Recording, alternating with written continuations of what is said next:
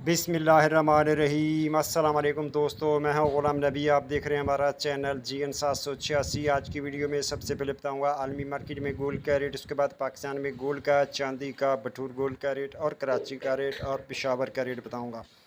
पहले बात करते हैं आलमी मार्केट की। आलमी मार्केट में इस वक्त जो गोल्ड का रेट है वो $3286 फ़ी औंस पे मार्केट है और एक औंस का वज़न होता है 31 ग्राम 100 मिली।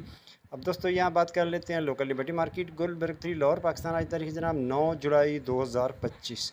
आज इंटरबैंक में डॉलर का रेट $284.25 है। उसके बाद आज के गोल्ड के रेट की बात करें तो दोस्तों आज 18 के फ़ी तोले का रेट 2,66,550 फ़ी तोला। 21 कड़ी फ़ी तोले का रेट 3,10,970 फ़ी तोला।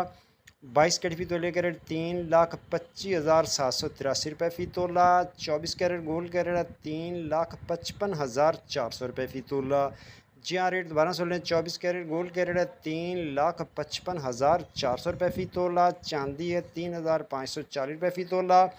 बटूर लोकल गोल्ड का रेट 3,51,500 में सेल है। बटूर की वापसी खरीदी 3,50,500 फ़ी तोला।